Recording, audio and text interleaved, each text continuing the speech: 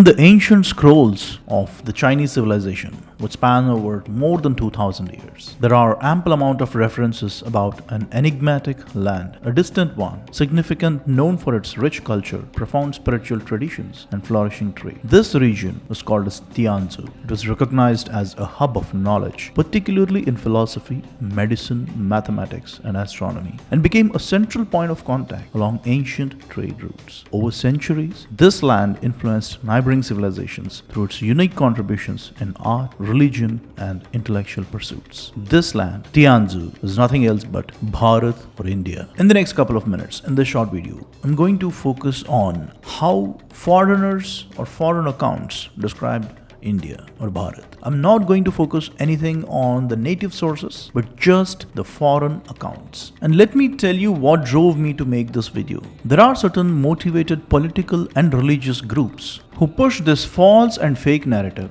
Bharat is never one country or one civilization until the British gave it one identity as India. That is a very ignorant and sinister statement because it helps them politically or religiously to convert people. You may or may not be aware of this, but at ground level, I've experienced this fake narrative being peddled by certain motivated political and religious groups whose main intention is to convert or divide people for their own sinister gains. Saying Bharat was never a country until British gave one identity, and it is just a union of a couple of kingdoms or states. They basically do this to deny the dharmikta or the dharmic identity of Bharat and eventually lay roads for fraudulent religious conversions. So with that said, let us try to understand how foreign accounts describe Bharat, which is an irrefutable evidence that we all need to be aware of to protect ourselves from these vultures. And with that said, let's get started. Faxian, a Chinese Buddhist monk and a traveler who traveled to India some 1700 years ago to obtain sacred Buddhist texts and learn about the monastic practices. His journey is documented in his work, A Record of Buddhist Kingdoms, where he details his travels through India, describing the religious sites, local customs, and the flourishing Buddhist community in Bharat. He mentions 5 Indias: Central India, East India, West India, North India, and South India, highlighting the diverse political, cultural, and religious landscape. The most important thing for us to understand here is he described 5 divisions of India or 5 Indias, but still it is India. It is one huge landmass that is geoculturally one identity. Otherwise, he would have given 5 different names for his 5 different kingdoms, but that wasn't the case. He clearly has a name for it, and that name is nothing but Tianzhu. And Tianzhu means heavenly kingdom. Of course, he being a Buddhist, a land where Buddhism originated, obviously will be highly regarded by the Buddhist followers in China. But from the accounts of Faxian, one thing is very clear, that entire India is one single geocultural entity, period. Another account comes from Xuanzang, a Chinese Buddhist monk, scholar, and translator, traveled to India between some 628 to 645 CE to study Buddhism and collected the sacred Buddhist texts. His journey recorded in the Great Tang Records of the Western region. That's the book name. It describes India's geography, major Buddhist sites, and detailed accounts of its political and religious life. Xuanzang visited important centers like Nalanda, noting the doctrines and practices of various Buddhist schools. He also described 5 Indias or 5 Tianzhus, the north, south, east, west, and central, just like Faxian, each with distinct culture and tradition, yet one single entity called India or Tianzhu in his terms. The accounts of Xuanzang gives us this information that Tianzhu has 5 divisions, extending east to a huge river, south to the Great Sea, west to the country of Persia, and north to the snowy mountains, that's the Himalayas. And what you're seeing on the screen is the path through which Xuanzang traveled all across Bharat. And after traveling this entire country for almost 10 plus years, his accounts say that there are 5 Tianzhus or 5 divisions of Tianzhus. Again, coming to the same point, it is one shared geocultural entity called Tianzhu. Now let us quickly try to understand what information does Xuanzang's chronicles give us about Tianzhu or India. Starting with the first one, Dong Tianzhu or Eastern India. Geographical coverage includes the complete Bengal, the unpartitioned Bengal, Odisha and parts of Assam. The significance according to him are Pataliputra, Nalanda and Vikramshila, Buddhist art and architecture. These aspects, it's quite popular for the Dong Tianzhu or the Eastern India. And the cultural importance is that Eastern India was a major region for the flourishing of Buddhist art, culture and education because of Nalanda, Vikramshila and likes of it. The area also had a strong maritime connections and trade routes, facilitating the spread of Buddhism to Southeast Asia. Then comes Tianzhu or Western India. Geographical coverage included regions of Gujarat, Maharashtra and Rajasthan. The significance here is trade and exchange. Western India was significant for its trade routes with the Middle East and Central Asia and other parts of India. These routes facilitated exchanges and including the transmission of the Buddhist thought. He elaborates about the Ajanta and Ellora caves, the famous rock-cut caves and monasteries with elaborate carvings and murals and everything related to Buddhist art and culture, and several monasteries that are established in the Tianzhu, the Western India. Culturally speaking, Western India was a melting pot of cultures due to its position on the major trade routes. The region saw the influence of both Buddhist and non-Buddhist traditions, leading to a rich blend of religious and cultural practices. And then comes Tianzhu or Southern India. He traveled all the way through Kerala, Karnataka, Tamil Nadu and erstwhile Andhra Pradesh. According to his accounts, Southern India has a unique culture with its own languages, traditions and customs like elsewhere in India. Especially there are certain spots like Amaravati and Nagarjunakonda, which are hubs of the Buddhist art and architecture in the southern part of Bharat. Coming to trade and spread of Buddhism, Southern India has extensive trade links with Southeast Asia, Sri Lanka and other regions, facilitating the spread of Buddhism beyond the Indian subcontinent. And cultural and religious centers like Kanchipuram, Nagapattinam were known for their monasteries and the Buddhist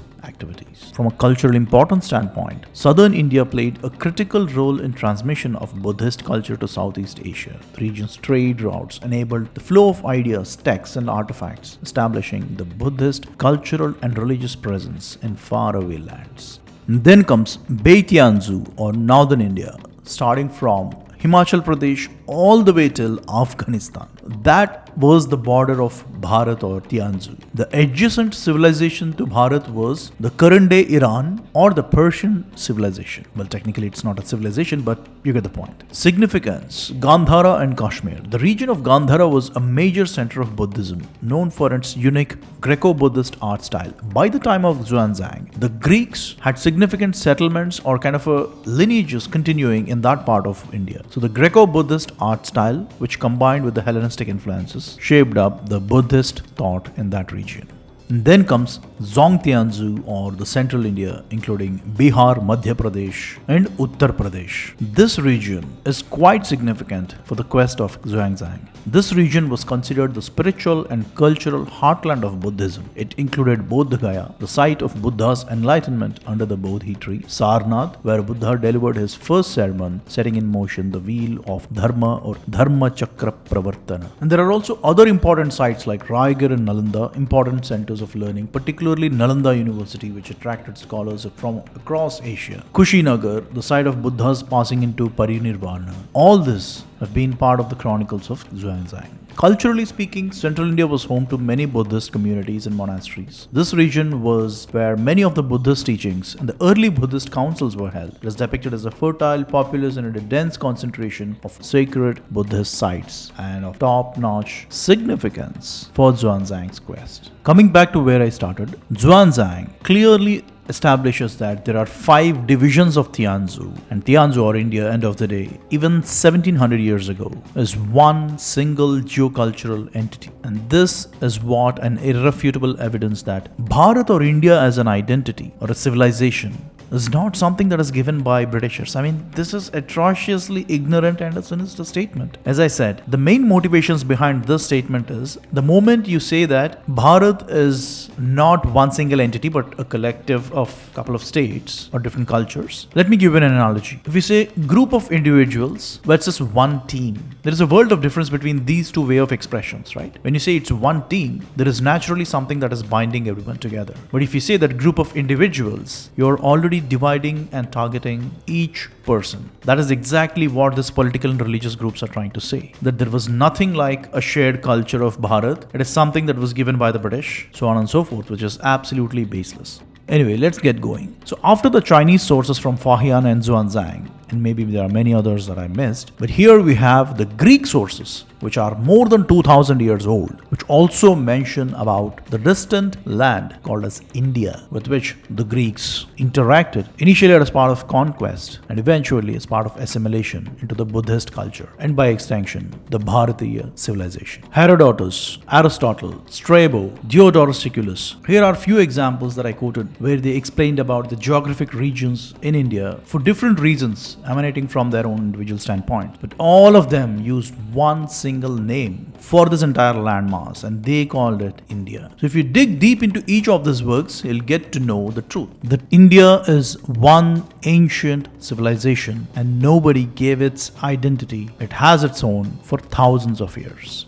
After the Greek sources, we have the Roman sources, which also mention about India as one single entity. You have the records of Pliny, Ptolemy, Appian, Justin, describing different geographic regions. Again, all of them using one single name, India. So to wrap it up, when Vishnu Puranam says that Uttaram yas samudrasya himadrasya dakshinam vasham tada bharatam nama bharati yatra santatihi, that is the territory that lies north of the ocean and south of the snowy mountains is called as Bharata from a Bharatiya perspective, or a foreign account like Xuanzang, who says that Tianzhu has 5 divisions extending east to a huge river, south to a great sea, west to the country of Persia, and north to the snowy mountains, the Himalayas. It has always been one single shared geocultural entity called Bharat or Tianzhu or India. Let me hit the bottom line before I sign off. Divide and rule or divide and convert. These are the two sinister ideologies that are being implemented by certain political and religious groups for their own gains. Saying that Bharat is not a nation but a group of states is quite a sinister statement. Let me explain. If you say that Bharat has been one single geocultural entity well over thousands of years, the natural question that comes is what is binding it together? There was no one ruler or one government like what we're having today. But then what is that it's binding Bharat to be one single geocultural entity? Of course, the ethnicity, the dharmikta, the shared culture of Hinduism, Buddhism or Jainism or Sikhism. So the chronology is like this. If I accept that Bharat is one single geocultural entity well over thousands of years, then naturally I have to ask the question, what is it that's holding together? The answer is dharmikta. And once I acknowledge the dharmikta of Bharat, the religious conversions become very difficult. So instead of calling as one team, I call them as a group of individuals. Divide and rule, divide and convert. This is the sinister plan. You may or may not experience that overtly, but it's definitely happening covertly. So the bottom line is,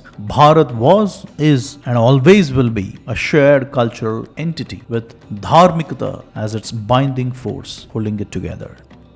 And as always, thanks for watching.